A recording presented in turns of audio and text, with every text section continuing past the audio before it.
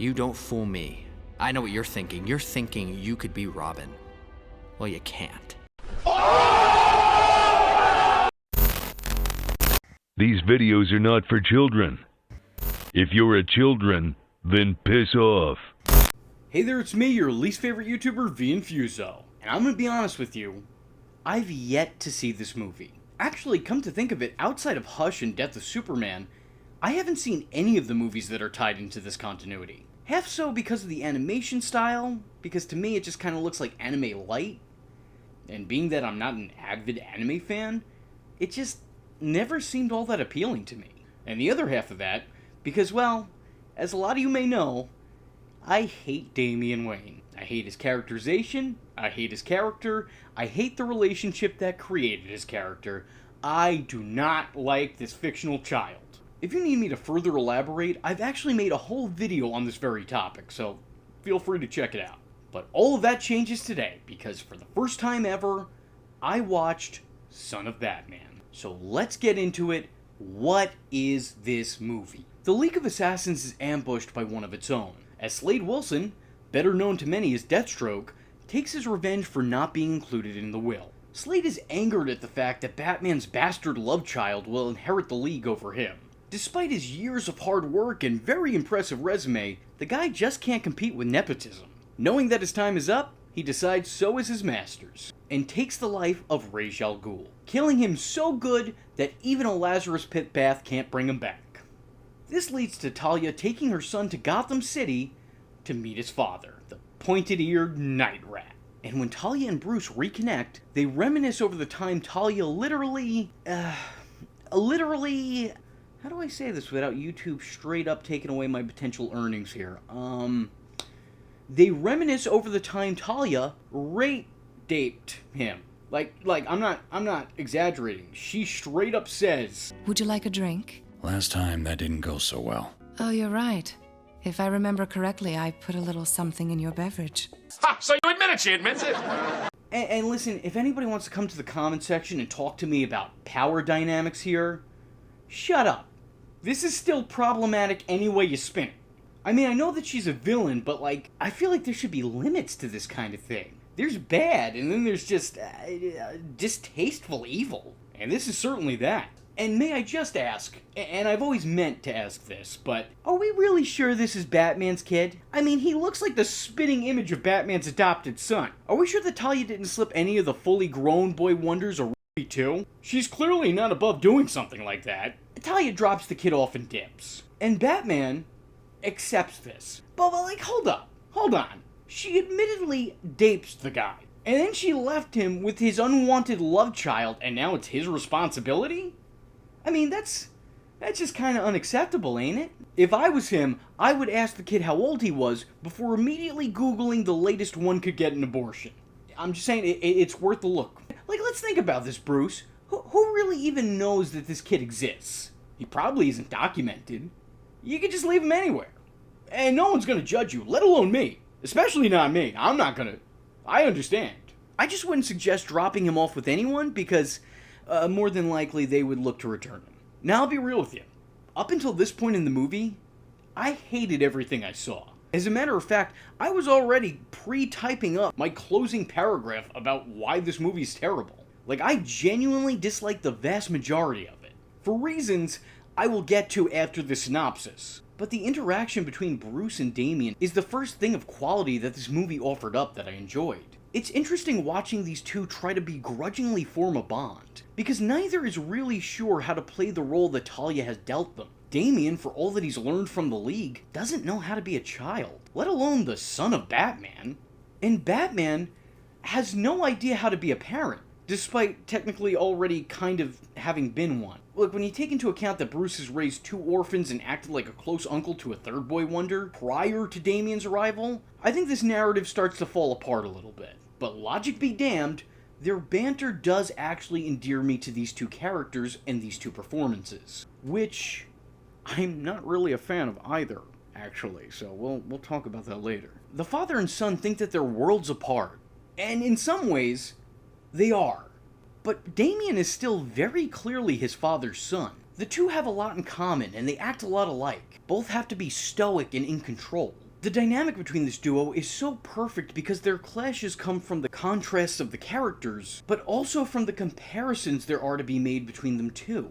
They argue because they're both thick-headed, stubborn, and feel that they always know what's best. But they also butt heads because they have completely different philosophies and ways to go about things. I especially like the scenes in which Batman is teaching Damian the importance of compassion. The two silently bond during these teaching moments. And what I kinda like about this pairing is that it's completely different from Batman's relationship with the previous Robins. With Dick, Jason, and Tim, Batman offered them training, taught them how to fight, taught them how to overcome victimhood and become a survivor, and furthermore, become a hero. But for the most part, Damian's already got his training, trained by the same league since birth that trained his father. Batman's not teaching Damian how to fight, he's teaching Damian how to live. His training of Damian is not how to be a hero, but how to first be a human. How to live life outside the costume, and how important it is to have a life outside of that costume. The further away he is from people socially, the more alien he is. If he wants to save people, he must live amongst those people. He must learn the significance of human life. If he wants to heal others, he's got to stop hurting them. I actually surprisingly really like this. Wait, did I just compliment Damian Wayne? Oh jeez, what have I become? Anyway, elsewhere Deathstroke and his League of Unextraordinary Gentlemen kidnap Dr. Langstrom and his family. As the pre-Bat man was previously affiliated and working with the original League. Slade takes over the project and forces Langstrom to do his bidding, as he wants an army of Man-Bat assassins. Because really, isn't that the American dream? Shortly thereafter, he also kidnaps Talia with ease, and I'm gonna pause it right here, because this is one of the things that frustrates me the most about this movie. It feels it has to discredit characters in order to build other characters up. Talia is captured with absolute ease, hardly putting up any fight and being taken by her captors in a matter of moments. This should never happen. Talia, much like her son, has been trained since birth on how to properly defend herself. She was literally born into a League of Assassins. Like what?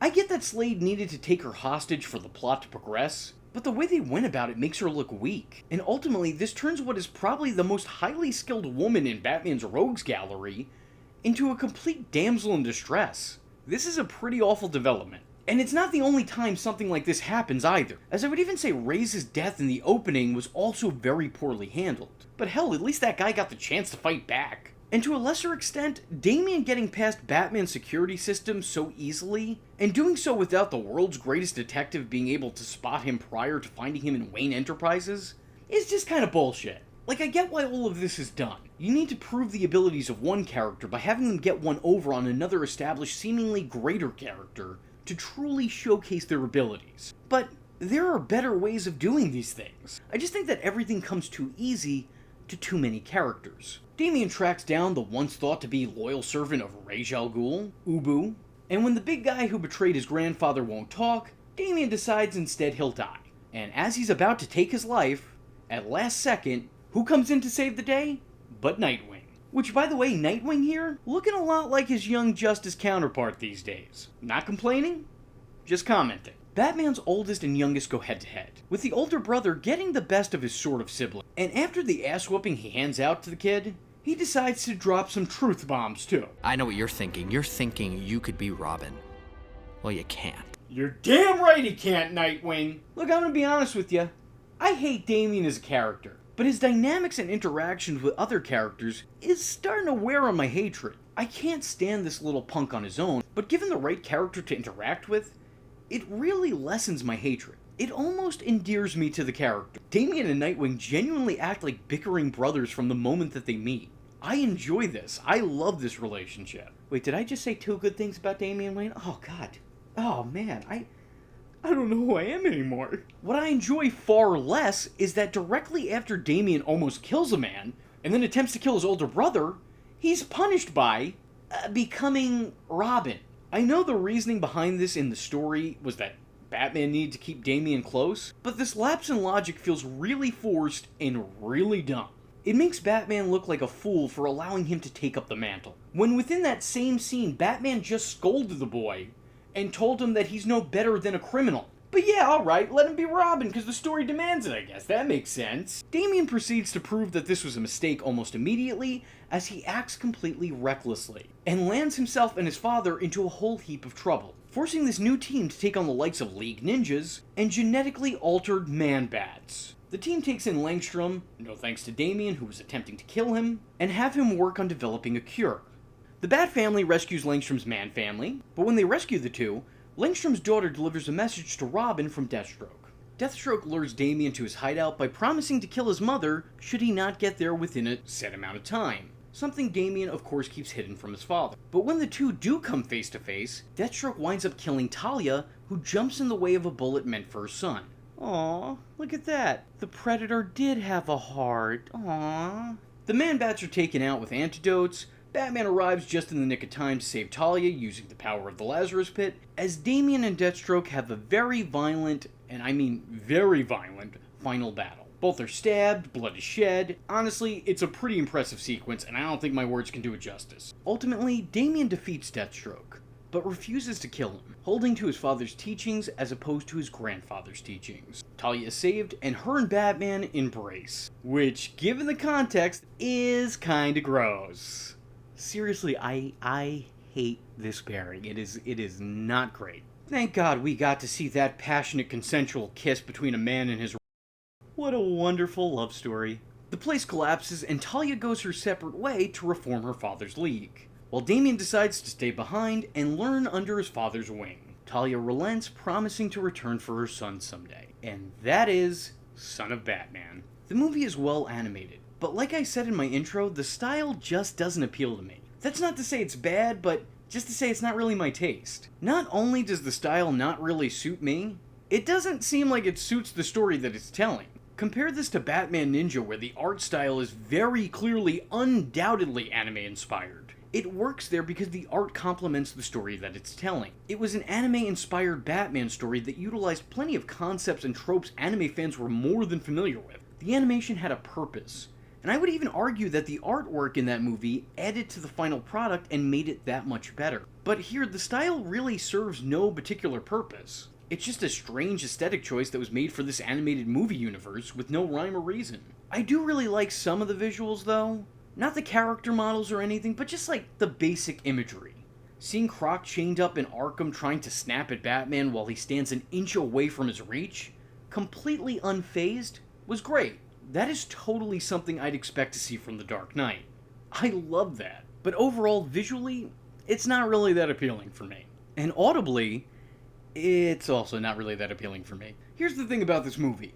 It has a fantastic voice cast. The problem is that they're all fantastically miscast. For the most part, I kinda hate the voice acting in this. These just aren't the voices I'd expect to hear coming from these character models, and more so over these characters. Marina Baccarin, who I've loved in just about everything I've seen her in. Like, I mean, seriously, she's great. From Gotham, to Deadpool, to the original unaired It's Always Sunny pilot, she's always great. Or so I thought. Look, if I'm being honest, she's not bad here at all. But I guess I just expect a little bit more out of her as Talia. She ultimately just doesn't leave a strong impression. Far from the worst performance in the movie, but far from her best performance overall. I think it's serviceable, but a little bit forgettable. And as for Ra's al Ghul, wait, Giancarlo was Rage? Oh, gee. Man, I want to be out here singing your praises, but this is 2 times in the same month that you've let me down in an animated DC movie. You better fucking kill it as Professor X, or otherwise, quite frankly, I'm gonna start questioning my love for you. I don't all the way hate this one, but it does just feel like someone trying to sound vaguely like a Ra's al Ghul type. And half the time, for the short time that he's on screen, I will say that he succeeds. The other half of the time, Jason Mara isn't offensively bad as Batman, but he is offensively boring as Batman. It's just not the voice I want to hear out of The Dark Knight. I mean, in terms of delivery, I think he's mostly fine. I don't think he plays the part poorly, but it's the voice itself that just doesn't gel with me. Just not what I've come to expect from a Batman performance personally. I got more used to it throughout the runtime, but that doesn't mean it was making anybody's top 10 list anytime soon. I really hate Damian Wayne's voice actor. So I guess what I'm saying is that he's spot on. It was good. I don't know, I'm not going to be too hard on this performance because, much like the character, the actor was only a child at the time, and child actors aren't always exactly stellar. I mean, how many good kid actors can you think of? You got Shirley Temple, the kids from Stranger Things, and Macaulay Culkin. That's it. That's all of them. Every other snot-nosed brat put in front of a camera acted like they were in a third-grade play for My Fair Lady. Actually, if I'm being honest, it really does depend on the line. The performance does get good, but it isn't always. Especially in the first couple scenes with him, it just didn't work for me. But it did get better over time. There are certain lines here and there that aren't just said, they're felt. But I'm also not going to act like it was entirely consistent throughout. But let me talk about the worst offender here, Thomas Gibson, who's probably most famous for the incredible work he did in Criminal Minds, and who I originally first appreciated in Dharma and Greg. And yes, that is a show I watched when I was growing up, what of it? But here, Thomas Gibson is downright awful as Slade. He never once comes across as authentic. He just sounds like someone who's trying really hard and failing even harder. Out of everyone, I would probably say he's the most out of place. Because if I'm judging this as a Deathstroke performance, it greatly misses the mark. Gibson just can't emulate the casual, careless confidence the Swordman has. I think the best Slade Wilson portrayals make the character effortless in his bid to intimidate his foes. He's a master in all that he does, and because of this, he's audibly calm-sounding at all times. I'm not saying the man doesn't emote, but I'm saying the man doesn't wildly emote like he does in this movie. I mean, here, Slade is practically yelling at the top of his lungs and speaking in his over-the-top voice. The guy is just a ham and cheese sandwich in this one. Somehow, despite not having any physical presence, Gibson manages to chew the animated scenery around him. Was his only frame of reference for a Batman villain the 1960s show? Because if so, I would say that almost makes sense. So is Slade Wilson? No, this is definitely not a good performance. But if I was taking my knowledge and love for the character out of the equation entirely, then this is still a really bad performance. I'm sorry, Tommy. I know you can do better. I've seen it. I've witnessed it. This just isn't it for you. I can't tell if this was the wrong role for the guy, or he just needed to be in front of a camera rather than behind a microphone, but either way, this sucked. And it's not just the characters' voices that I take issue with, it's the acting itself. The dialogue feels mostly unnatural and sometimes stilted. The way lines are delivered feels so mechanical. Like the cast had one take to get things right, and the studio was secretly recording them when they were reading over the lines for the first time. Like, did they even know that they were being recorded and what they were saying was going into the final cut? Or did just nobody care? I will say, I think the exception to this for me is Nightwing and Alfred, which I thought in both instances the characters were almost completely out of place because of how good they were. So would I recommend Son of Batman? Well, yeah. Yeah, surprisingly, I think I would. Despite me not liking the animation style or some of the vocal performances from time to time, I think the dynamics within the movie, as well as the lessons learned from characters, really did a lot to endear me to the overall final product. Ultimately, I would say this movie is kind of a mixed bag. I mean, going into this, I hated it. I absolutely hated it. For the first 15 to 20 minutes, I loathed my experience. But past that, I started finding a lot of redeeming qualities. And by the end of it, I kind of feel like it broke even. I didn't hate this movie nearly as much as I thought I would, but I didn't love it as much as a lot of you guys said I would. There are parts of it I absolutely hate, but there are also parts of it I found myself really enjoying. I would not at all mind rewatching it, because I, for the most part, liked it. Didn't hate it, didn't love it, but I liked it. But the real question here is, do I still hate Damian Wayne? The answer? Yes, but with a little asterisk there. I don't like the concept of the character. I don't like the notion that Batman has to have his biological son become a sidekick and then eventually take the mantle from him. I think that there are far better characters to do so, and I will talk more about that in an upcoming video. I don't like the background of how such a character was conceived. I don't like the character. Except when I do.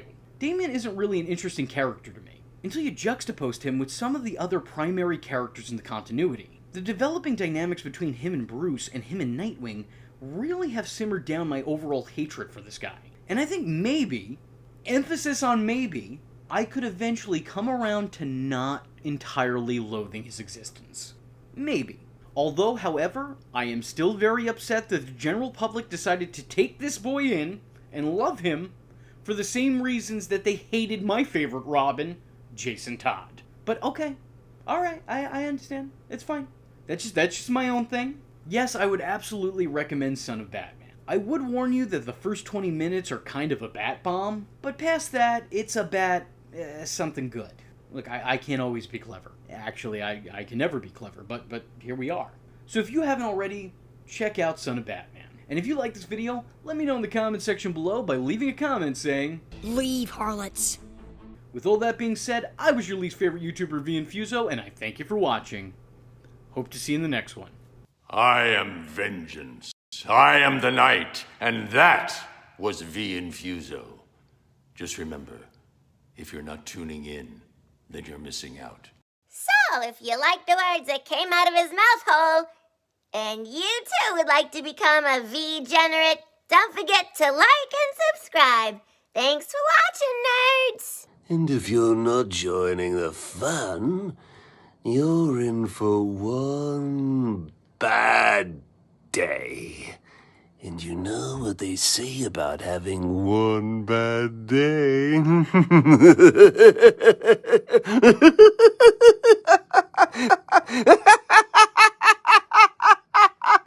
Catch him next time. Same bat time. Same bat channel.